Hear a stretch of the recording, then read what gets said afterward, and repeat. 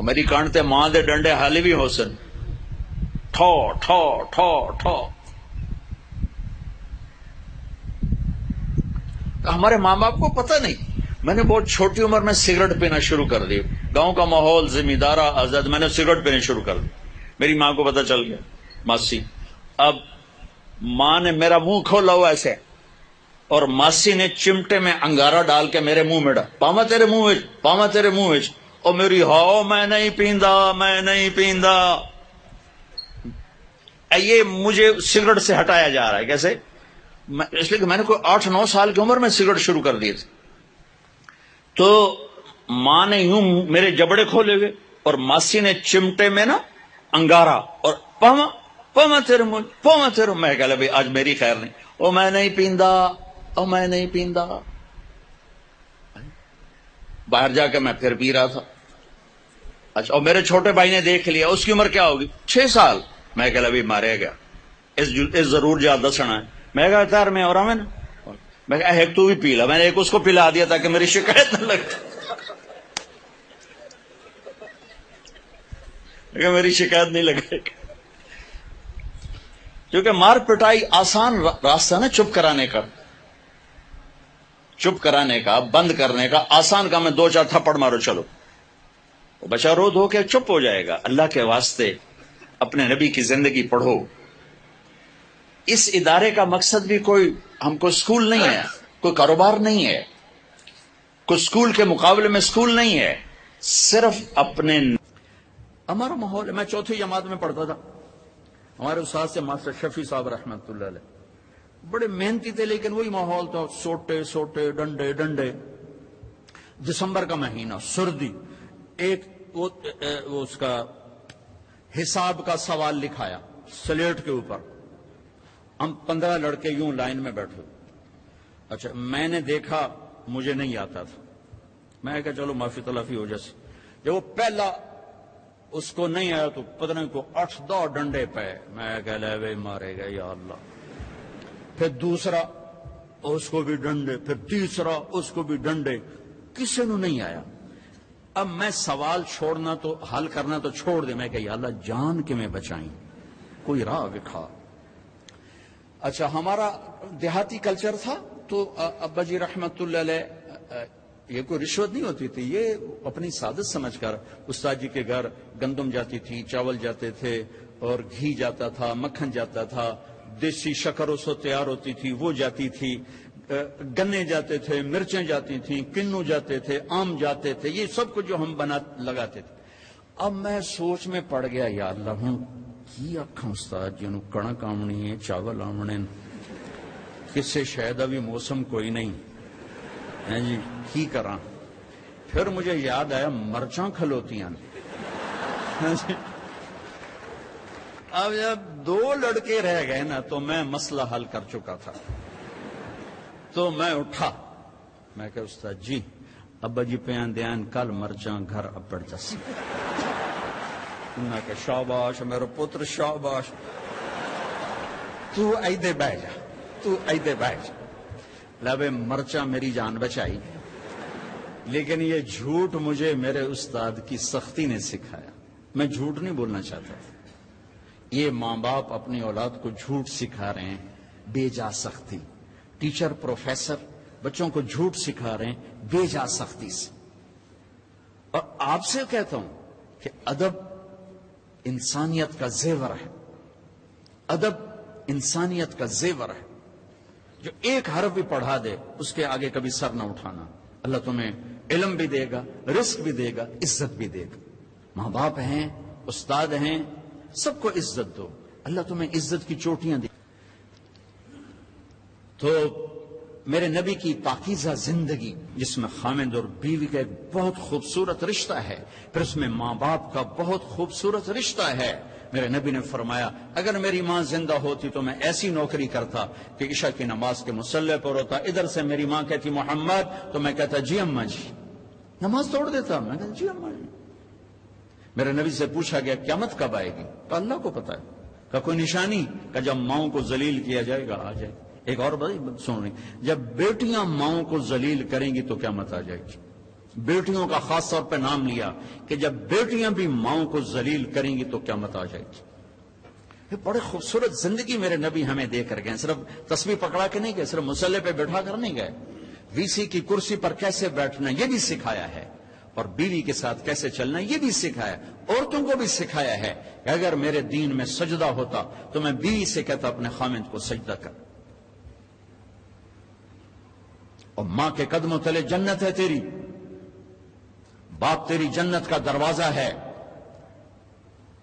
ابو ہریرہ جا رہے تھے, ایک نوجوان آگے جا رہا تھا, ایک بڑے میاں پیچھے جا رہے تھے. گو بھائی کجی ماہذا من کا, یہ کون ہے؟ کجی میرا ابا کا. پیچھے چل, اس کو آگے چلا, اس کو آگے چلا, خود پیچھے چل. کبھی اس کے آگے نہ چلنا, کبھی اس سے پہلے نہ بیٹھنا, کبھی اس سے پہلے نہ بیٹھنا. امام زین العابدین پاکیزہ ہستی, اماں کے ساتھ کھانا نہیں کھاتے تھے.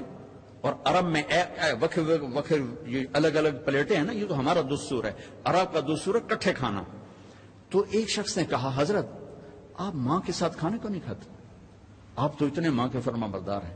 کہا بھائی مجھے ڈر لگتا ہے کہ میری ماں کی آنکھ کسی بوٹی پہ پڑے اور اس کا ہاتھ آگے آنے سے پہلے وہ بوٹی میں اٹھا کے کھا دوں تو کہ میں اللہ کی بارگاہ میں مردود نہ ہو جاؤں, اس لیے میں اماں کے ساتھ مل کے کھانا نہیں کھاتا.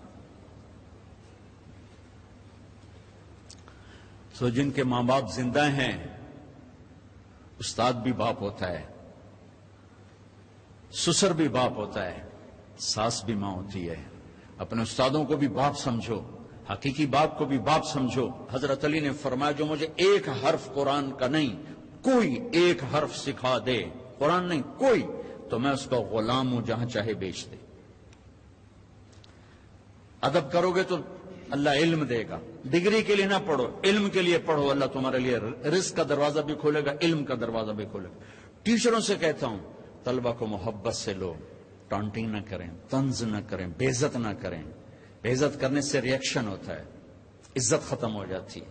اگر چھوٹوں کی محبت لینی, انہیں عزت دینا شروع کریں, انہیں پیار دینا شروع کریں, وہ آپ کو عزت دیں گے. اگر آپ بڑے ہونے کا روب جتلا کر ان پر سختی کریں گے, ریئیکشن آئے گا, ریئیکشن آئے گا. ہمارا ماحول ہے ماں باپ بھی سختی کرتے ہیں, ماں باپ بھی تربیت کے نام پر ڈنڈا اٹھائے پھرتے ہیں, اور کتنے بچوں کو بیمار کر دیا. تیرے نمبر کیوں تھوڑے ہیں, تیرے نمبر کیوں تھوڑے ہیں, تیرے اے کیوں تھوڑے ہیں, پتہ نہیں ایک تو اے بی کی تھوا بڑا, تو ان کو پاگل کر دیا ہے. اب یہ واچ کرو, دیکھو ماتھے پر رزق لکھا ہوتا ہے, ڈگریوں پر رزق نہیں لکھا ہوتا. یہ اچھے انسان بنے, اچھے انسان بنے, معاشرے کا اچھا فرد بنے. پڑھانے کی محنت ضرور کرو, پاگل نہ بنو, پاگل نہ بنو, اپنی اولاد کو پاگل نہ کرو. میرا ایک بچہ ذہین تھا, دوسرا ذرا متوسط تھا, تو میری بیگم نے دونوں کا آپس میں مقابلہ کرا کرا کرا کرا چھوٹے کو بڑے کا دشمن بنا دیا. تو دیکھ تیرے اتنے تھوڑے نمبر آئے, یہ تیرا بھائی ہے, دیکھ اس کے کتنے اچھے نمبر آئے. وہ چھوٹے وہ بڑے کے گربان پکڑنے لگے اور اتنا اس کے ساتھ وہ بدتمیز ہو گیا. میں کہا ویکھ اے تیرے مقابلے دا نتیجہ ہے. ایک کا قدرتی استعداد تھوڑی ہوتی ہے, کسی اور چیز میں زیادہ ہوتی ہے, ایک پڑھنے میں اچھا ہوتا ہے, ایک کسی اور چیز میں اچھا ہوتا ہے. یہ ایسا خوبصورت نظام ہے جس نے 6 بر اعظم کے انسانوں کو ایمان بھی پہنچایا ہے, کلمہ بھی پہنچایا اور لاکھوں غیر مسلموں کو ایمان میں آنے کا راستہ دکھایا ہے.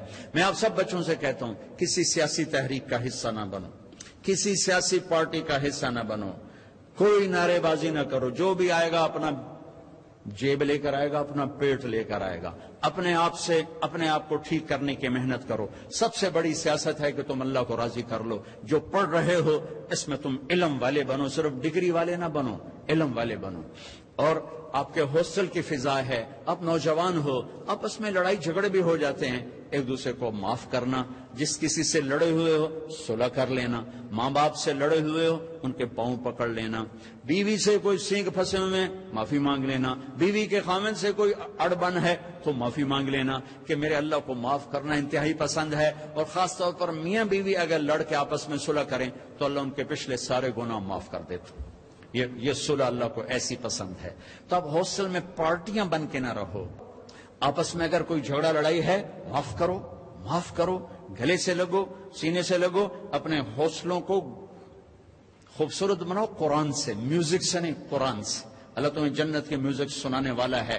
ایک نغمہ چھیڑے گا نا تو ہزار ہزار سال ایک ہی نغمہ تمہیں سناتا جائے گا. تم سر دھنتے رہو گے, تمہارے سننے کا مزہ ختم نہیں ہوگا. پھر جب اللہ خود اپنے چہرے سے نقاب ہٹا کر اپنا دیدار کرا کے اپنا قرآن سنائے گا تو سر سے لے کر پاؤں تک تمہارے اندر میں وہ نشہ اور روحانیت اور وہ سرور سرایت کرے گا کہ جب اللہ سنائے گا تو صرف کان نہیں سنے گے, پورا باڈی کان بن جائے گی, ہر سیل کان بن جائے گا, اور اللہ کی آواز تمہاری روح میں سرایت کرے گی, اور اللہ اعلان کرے گا وہ کہاں ہیں جو دنیا میں گانے نہیں سنتے تھے. اعلان ہوگا. اب تمہاری مرضی ہے کہ تم یہ ڈھول ڈھمکے سن لو یا میرے رب کی جنت کے گیت سن لو, میرے رب کی جنت کا نغمہ اور موسیقی سن لو. تو آپس میں میرے عزیزوں پیار محبت سے رہو, آپس میں الفت سے رہو, درگزر سے رہو. کبھی کھٹ پٹ ہو جائے تو کسی سے کو ہماری صلح کرو, خود کرو. نہیں کر سکتے کسی سے کو بیچ میں پڑے, وہ نہیں پڑھ رہے, تم اوپر کے بچے مل کر ان کی صلح کراؤ.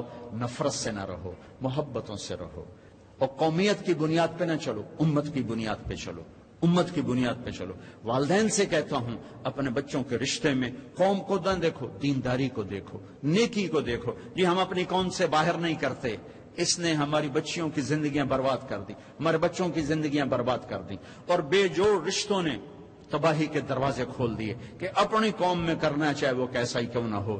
اس بت سے بھی ماں باپ سے کہتا ہوں باہر نکلو. اولاد سے کہتا ہوں ماں باپ کی مرضی کے ساتھ قدم اٹھاؤ. تم بھی اس حد تک کراس نہ کرو باؤنڈری کے کورٹ میں جا کے تم شادیاں شروع کر دو. اور ماں باپ سے کہتا ہوں اتنا مجبور نہ کرو کہ ان کی زندگیاں اجیرن ہو جائیں, ویران ہو